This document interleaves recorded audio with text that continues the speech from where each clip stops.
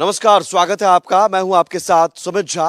Bharat express की खास पेशकश चाय पर चर्चा लगातार आप देख रहे हैं मेरे साथ। राजस्थान में अलग अलग जिलों में हम जाकर चाय पर चर्चा करते हुए लोगों से भी समझते हैं, लोगों के मुद्दों को भी समझते हैं और जनता से के सवाल नेताओं से भी करते हैं। हम मौजूद हैं सांचौर में और आज हमने सोचा जनता के सवालों के जवाब, अब तक कई सारे सवाल जनता से हमने लिए और उन सवालों के जवाब एक जनप्रतिनिधि से क्यों ना लिया जाए और जवाब, ठोस जवाब मिले।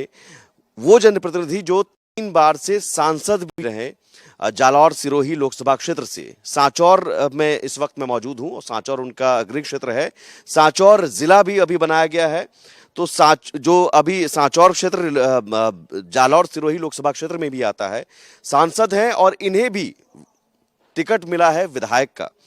अब ये जो बीजेपी मध्य प्रदेश और छत्तीसगढ़ में और राजस्थान में, तीनों राज्यों में इस बार ये मॉडल अपना रही है कि सांसदों और केंद्रीय मंत्रियों को टिकट दिया गया है। तो इस लिहाज से कितनी बड़ी जिम्मेदारी और इसके पीछे के मायने क्या हैं और किन मुद्दों को लेकर जो 3 बार सांसद रह गए वो अब विधायक का चुनाव फिर से लड़ेंगे, इस बार किन मुद्दों को लेकर ये समझने की कोशिश करेंगे। और चाय भी आ गई है और साथ में कुछ और भी समर्थक हैं। चाय ये कटोरी में आप देख सकते हैं, प्याली में चाय पीते हुए खास अंदाज में। हमारे साथ मौजूद हैं देवजी एम पटेल, जो जालौर सिरोही लोक सांसद भी हैं और वर्तमान में सांचौर से इन्हें उम्मीदवार बनाया गया है। बहुत स्वागत है सर भारत एक्सप्रेस पर आपका। धन्यवाद। सबसे पहले तो सर, चाय पीने का ये अंदाज मैं देख रहा हूँ, ये राजस्थान में खास है क्या? हमारे यहाँ जनरली हम लोग कांसे के बर्तन में पहले चाय पीते थे। अब ये चेंज होके स्टील का जो ये कटोरी जो हम बोलते हैं, इसके अंदर लोग चाय पीते हैं। कप का ये सभी जगह पे, गाँव में ये देसी स्टाइल में हम लोग हर जगह पे ऐसे ही रहता है। तो चाय पर चर्चा में हमारे साथ ये खास मेहमान।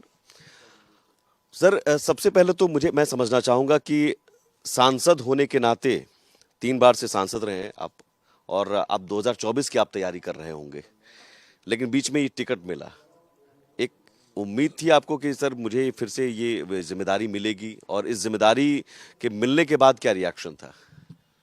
मेरी पार्टी ने और शीर्ष नेतृत्व को मैं धन्यवाद दूंगा कि उन्होंने मुझे बहुत दिया है। 3 बार सांसद का टिकट दिया। यहाँ की जनता ने, जनार्दन ने मुझे 3 बार सांसद बना के देश की सबसे बड़ी पंचायत में वहाँ जाके इनकी पैरवी करने का मौका दिया। मैंने इसके बारे में, टिकट के बारे में कभी नहीं सोचा था, क्योंकि हम इस दौड़ में थे ही नहीं। लेकिन आला कमान और हमारे शीर्ष नेतृत्व का जो निर्देश है, उसके आदेश पे जनता जनार्दन के बीच में जाके सेवा करने का ये जो उन्होंने आदेश फरमाया है, तो हम उसको निभाएंगे और जनता की उम्मीदों पे खरा उतरने की पूरी कोशिश करेंगे। ये कहा जा रहा है कि इसके पीछे वजह ये भी है कि जो अलग अलग क्षेत्र में बगावत के सुर तेज हो रहे हैं, उसे डाउन करने के लिए ये फैसला इस तरह का लिया जाता है कि डैमेज कंट्रोल हो जाए। हमारे यहाँ पे 2 हमारे मित्र हैं जो आकांक्षी थे, तो उन दोनों के बीच में ये विषय चल रहा था। लेकिन बाद में ऐसे कुछ समीकरण बने जिस समीकरण की वजह से उनकी एकता कायम नहीं हो पाई, इसलिए शायद हाईकमान ने ये निर्देश दिया होगा और शीर्ष नेतृत्व ने इस पे फैसला किया होगा। ये उनका फैसला है, तो उस पे मुझे कोई इतनी जानकारी नहीं है, उन्हीं के फैसले पे। बहुत बड़ी जिम्मेदारी है सर, न सिर्फ सांचौर बल्कि आपको अपने पूरे संसदीय क्षेत्र में जीत दिलाकर पार्टी को एक जो आप पर भरोसा है वो भरोसे पर खरा उतरना है। कैसे इस जिम्मेदारी को आप पूरा कर रहे हैं इस बार? 8 विधानसभा हमारी जो है, इन 8 विधानसभा में भाजपा ही है। पिछली बार भी जीवाराम जी निर्दलीय खड़े हुए, इस वजह से हम पिछड़ गए। बाकी सांचौर में जो विषय बने थे उसमें भारतीय जनता पार्टी का अगर हम वोट बैंक देखें तो वो सबसे ज़्यादा है, और बाकी की जो हमारी सीटें हैं उन सीटों पे हमेशा हमारे भारतीय जनता पार्टी हमारे साथ में रहती है। आज की तारीख में 2 हमारे जो जिला प्रमुख है वो भी भारतीय जनता पार्टी के, मैक्सिमम प्रधान हमारे हैं, सरपंच हमारे हैं। तो ये जालौर सिरोही संसदीय क्षेत्र जो है वो भारतीय जनता पार्टी समर्पित संसदीय क्षेत्र है, और यहाँ पे आदरणीय प्रधानमंत्री नरेंद्र मोदी जी के नेतृत्व में बहुत सारे काम हुए। 1 लाख के करीब हमने प्रधानमंत्री आवास यहाँ पे दे चुके हम। किसान सम्मान निधि के तहत 3 लाख लोगों को यहाँ पे हर साल किसान सम्मान निधि मिल रही है। आदरणीय प्रधानमंत्री जी एक बटन दबा के उनके खाते में डायरेक्ट दे रहे हैं। इस संसदीय क्षेत्र में लगभग 2100 करोड़ रुपए प्रधानमंत्री फसल बीमा योजना के तहत आदरणीय प्रधानमंत्री जी के नेतृत्व में ये जो योजना लागू हुई उस योजना का लाभ दे चुके हैं और हजारों की संख्या के अंदर घरेलू कनेक्शन जहां बिजली नहीं पहुंचती थी वो पंडित दीनदयाल उपाध्याय विद्युतीकरण योजना के तहत हम लोग उस बिजली को घरों में कनेक्शन दे चुके। तो उस विकास की जो गति है उस गति को देखते हुए और विकास के विजन को देखते हुए जनता भारतीय जनता पार्टी के साथ में है और आदरणीय प्रधानमंत्री जी नरेंद्र मोदी जी के नेतृत्व में यहाँ पे सरकार बनाएंगे और डबल इंजन की सरकार काम करेगी और राजस्थान को भी विकास के आयाम पर पहुंचाने का काम करेगी। लेकिन जनता के बहुत सारी इश्यूज हमने जनता से बात भी की, लोगों से बात भी की। यहाँ सबसे बड़ी तो जो समस्या मुझे लगा और लोगों ने भी कहा कि सीवरेज को लेकर यहाँ बहुत समस्या है, सड़कें बहुत ज़्यादा खुदी हुई हैं बारिश के समय में। ये लोकल इश्यूज हैं और लोकल इश्यूज में अब एमपी से भी उम्मीद होती है और एमएलए से भी। अब चूंकि आप एमपी भी रह चुके हैं और एमएलए के तौर पर लड़ भी रहे हैं, इसे कैसे एड्रेस करेंगे? और बहुत अच्छी बात आपने कही। भ्रष्टाचार की जो जड़ें यहाँ पे जमी हुई है कांग्रेस शासन की, मैंने पिछली कई दफा यहाँ के जो कांग्रेस के जनप्रतिनिधि हैं उनसे भी यही चर्चा की थी कि हम यहाँ के जो प्रोजेक्ट हैं उसको हाथ में लें और विकास के लिए हम सब साथ में बैठे और आप यहाँ से प्रोजेक्ट को मूव करवाइए। धन की कमी नरेंद्र मोदी जी के नेतृत्व में कहीं पे भी नहीं है। आप केंद्र तक इस प्रोजेक्ट को पहुंचाइए और हम उसमें धन दिलवाएंगे। बात आपने सीवरेज की तो सीवरेज में सिरोही और आबू रोड के अंदर हमने काम शुरू करवा दिए और वहां पे काम शुरू है आज भी सीवरेज का और जल जीवन मिशन के तहत हम पानी दे रहे हैं। सांचौर के अंदर भी जो नगर पालिका के चेयरमैन हैं उन लोगों से मैंने पहले कई दफा चर्चा की है। यहाँ के कांग्रेस के जो नेता थे उनसे भी कहा था कि आप लोग यहाँ से डीपीआर बनवाइए और उस डीपीआर को जयपुर होते हुए आप दिल्ली भेजिए, हम वहां से धन उपलब्ध करवाएंगे। लेकिन ये कांग्रेस की नाकामी है कि और भ्रष्टाचार चरम सीमा पे पहुंचाने के लिए वो लोग ये काम नहीं कर पाए। अगर ये कर लेते तो वो हो जाता। लेकिन आज मैं सांचौर की जनता को विश्वास दिलाता हूं कि जो सीवरेज वाला विषय है और कचरा जो गांव-गांव में ये लोग ले जाके डंप कर रहे हैं जिससे गांव में बीमारी फैल रही है, उस कचरे का ठोस निस्तारण और सीवरेज का कार्य ये हमारी प्राथमिकता रहेगी। उस कचरे को खत्म करके गांवों में भी शुद्ध वातावरण हम दें ताकि गांव में भी ऐसे कचरा डंपिंग यार्ड नहीं बने। जो दिल्ली के अंदर ढेर लगे हुए हैं ऐसा ढेर यहाँ पे ना बन जाए, ये हमारी प्राथमिकता रहेगी और उस पर हम काम यहाँ पे करेंगे। एक बड़ा इशू राजस्थान में मैं करीब 10 से 15 जिलों में मैं घूम चुका हूँ। जहाँ भी जा रहा हूँ लोग ये कह रहे हैं कि लॉ एंड ऑर्डर एक बड़ा इशू है, क्राइम या फिर महिलाएं सुरक्षित नहीं। कई हालांकि कांग्रेस के नेता जवाब दे रहे हैं कि कार्रवाई हो रही है, हर घटना पर कार्रवाई होती है, तुरंत कार्रवाई होती है। इस इशू को लेकर क्या यहाँ भी ऐसा है कि बहुत बड़ा इशू है और आप भी लोगों से मिलते होंगे, लोग शिकायत करते हैं, खासतौर पर जब सांचौर एक अलग जिला बन गया? देखिए हमारे एकदम पड़ोस में यहाँ से 5-7 किलोमीटर की दूरी पे गुजरात है। लॉ एंड ऑर्डर गुजरात के अंदर इतना सुदृढ़ है कि वहाँ पे छोटा बच्चा भी आज जहाँ पे भी जाना जा सकता है, घूम सकता है। यहाँ की परिस्थिति ऐसी है कि जिस दिन इन्होंने जिला बनाया, आपने कहा कि जिला बन चुका है, जिला बना उसी दिन उस जिले का शिलान्यास के समय एक यहाँ के बेटे की खून से तिलक किया, सरेआम उसको उसी दिन गोली मार के उसकी हत्या कर दी। यहाँ पे हाड़ेतर के अंदर एक बेटी जा रही है स्कूल से और उसको कुचल दिया गया और उसके गाड़ी के नंबर दिए फिर भी उस गाड़ी को पकड़ा नहीं। रानीवाड़ा के अंदर एक बेटी को अगवा कर लिया जाता है, 9 किलोमीटर दूर ले जाके डाला जाता है। ऐसी कई घटनाएं, अगर हम उस घटनाओं का जिक्र करेंगे, अभी 1-2 दिन पहले हम लोग जब घूम रहे थे तो एक मित्र मिले, उन्होंने कहा कि साहब हमारे यहाँ पे एक घटना हुई जिसमें एक महिला गायब है और अभी तक ये लोग कोई कार्रवाई नहीं कर रहे हैं। कल मैं बोरली गांव में था, वहां पे एक हमारे गांव वासियों ने कहा कि एक भाई की जो कान में वो मुर्की पहनते हैं यहाँ पे, वो मुर्की ले ली और खुद कांग्रेस के बड़े नेता ने आके उन लोगों को छुड़ाया। ऐसी कार्रवाइयां जो लॉ एंड ऑर्डर जो और यहाँ पे क्राइम बढ़ रहा है, उस क्राइम को कंट्रोल करने के लिए कोई नहीं कर रहा है, जबकि क्राइम को बढ़ावा देने के लिए कांग्रेस के नेता साथ में रहते हैं। उसको खत्म करेंगे और यूपी के अंदर जिस तरह से लॉ एंड ऑर्डर मेंटेन किया है, गुजरात में जिस तरह से, उसी तर्ज पे भारतीय जनता पार्टी की सरकार यहाँ बनेगी और हम यहाँ पे भी लॉ एंड ऑर्डर मेंटेन करेंगे और यहाँ पे जो भी बदमाश है उन बदमाशों के ऊपर ठोस कार्रवाई करके ये सारी व्यवस्था करके देंगे। एक सवाल और है लेकिन कि जनता तो ये कह रही है कि साहब महंगाई है, लेकिन महंगाई से राहत गहलोत सरकार दिला रही है। जो यहाँ भी जाते हैं तो हम यही कहते हैं कि साहब देखिए महंगाई राहत कैंप लग रहा है, राशन किट मिल रहा है, 100 यूनिट बिजली मुफ्त दे रहे हैं, मुफ्त मोबाइल मिल रहा है, 500 रुपये सिलेंडर जो गरीब लोगों को वो मिल रहा है। तो ये चिरंजीवी योजना, ये सारे योजनाओं का जिक्र हो रहा है। इसकी का बीजेपी के पास क्या है? देखिए ये सारी रेवड़ियां बांटने वाला विषय है। इन्होंने कहा कि बिजली मुफ्त दे रहे हैं, लेकिन आप जाके पता करिए कि उन तारों में बिजली है क्या। मुफ्त देने की बात करते हैं लेकिन वहां पे बिजली ही नहीं है। इन्होंने कहा कि हम राशन किट दे रहे हैं, लेकिन उस राशन किट को आप जाके देखिए, मिर्ची का जो पाउडर है उसके अंदर ईंटों की चूरा आ रहा है। आज सड़ा गला सारा का सारा जो कचरा है वो कचरा लोगों को बांट रहे हैं।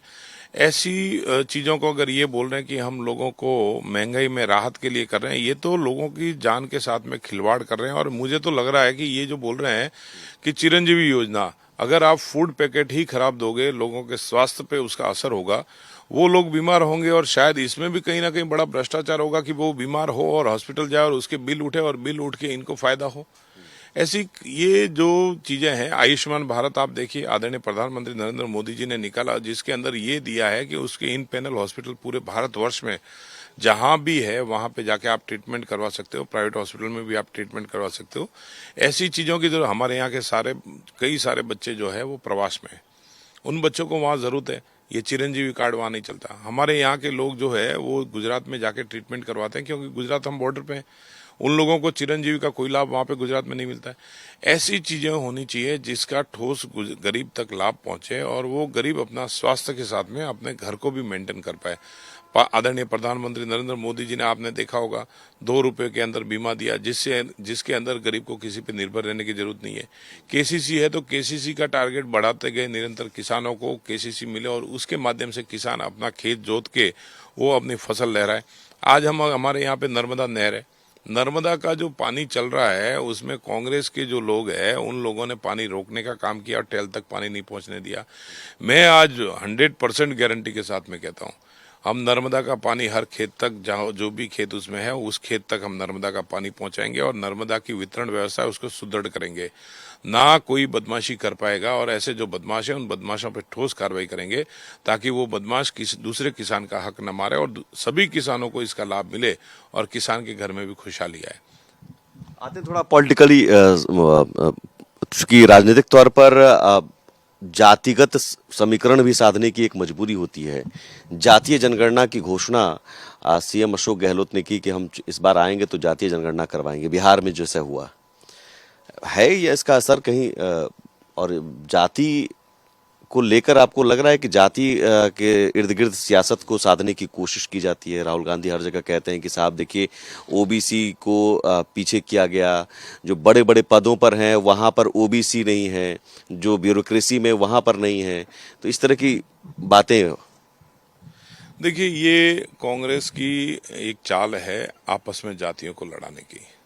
आपने देखा होगा पहले भी ये लोग इसी तरह की बात करते थे, गरीबी हटाओ गरीबी हटाओ, लेकिन इन्होंने गरीबी नहीं हटाई, उल्टा गरीब को गरीब रहने दिया। उसका एकमात्र कारण था कि वो गरीब गरीब रहे, उसको कहीं आगे दिखे नहीं और वो कांग्रेस को वोट करता रहे। लेकिन प्रधानमंत्री नरेंद्र मोदी जी के नेतृत्व में, और मैं आज याद करूंगा श्रद्धेय अटल बिहारी वाजपेयी जी को, हमारे गाँव में सड़कें नहीं थी, उन सड़कों को गांवों से जोड़ने का जो कार्य हुआ वो आदरणीय अटल जी की सरकार में हुआ। तब हमारे गांव के जो ग्रामीण हैं वो ग्रामीण बाहर आना शुरू हुआ। ओबीसी का बेटा भी आज आके बाहर पढ़ रहा है, आज एससी एसटी का बेटा बाहर आके पढ़ रहा है, स्वर्ण जात का बेटा बाहर आके पढ़ रहा है और सभी मिलके आगे निरंतर बढ़ रहे हैं। आपने देखा होगा आर्थिक रूप से जो पिछड़े हैं उनको भी नरेंद्र मोदी जी ने आरक्षण का लाभ दिया। ओबीसी आयोग ये बना ही नहीं पाए, ये तो प्रधानमंत्री नरेंद्र मोदी जी ने दिया है। आज जो प्रधानमंत्री हर जात का सोच रहे हैं, हर वर्ग का सोच रहे हैं, ये जो बातें कर रहे हैं कि नहीं ऐसा हम करेंगे, ये खाली लोगों को गुमराह करने की बात है। पिछली बार इन्होंने 1 2 3 करके एक गिनती गिनी थी राहुल गांधी जी ने, और कहा था किसान के कर्जे माफ करेंगे, बेरोजगारों को बेरोजगारी भत्ता देंगे। वो कहाँ पे, ये हर इलेक्शन के अंदर इलेक्शन जीतने के लिए ऐसी कोई बातें छेड़ते हैं और जिसके माध्यम से ये सोचते हैं कि हम इलेक्शन जीत जाए, 5 साल फिर बाद में ये भ्रष्टाचार करे, होटलों के अंदर इनकी सरकार चले और उस सरकार के माध्यम से ये काम करना है, जो सरासर गलत है। जनता के साथ में धोखा है। आज केंद्र की जो नीतियां हैं उन लोगों के जीवन में बहुत सुधार आ रहा है। यहाँ पे हमारे किसान हैं, वो किसान अपनी फसल ले रहे हैं और उस फसल के माध्यम से अपने घर में खुशहाली ला रहे हैं। तो किसान इस झांसे में अभी नहीं आएगा, अब इस झांसे में देश नहीं आएगा। देश आदरणीय प्रधानमंत्री नरेंद्र मोदी जी के नेतृत्व में मजबूत बन रहा है और आगे और किसान को मजबूत हम करेंगे, गरीब को हम गरीबी से निकाल के उसको भी हम फायदा पहुंचाएंगे। ये सारे विषय हम करेंगे। आयुष्मान भारत हमने दिया है, हमने उज्ज्वला योजना दी है, जिससे हम गरीबी हटाने का कार्य ही कर रहे हैं, जिससे हम मजबूताई देने का कार्य कर रहे हैं। आखिरी सवाल सर, चूंकि समय भी बहुत नजदीक है और आपको भी मुझे लगता है कि जनसंपर्क के लिए जाना होगा, बहुत बिजी शेड्यूल है। कांग्रेस कहती है कि साहब हमारे पास तो गहलोत साहब हैं, जादूगर हैं, आपके पास कौन है, चेहरा कौन है? हमारे पास में भारतीय जनता पार्टी है और भारतीय जनता पार्टी में आदरणीय प्रधानमंत्री नरेंद्र मोदी जैसे मजबूत नेता का, जो देश नहीं विश्व के सर्वप्रिय लोकप्रिय नेता है, उन नेता का नेतृत्व है।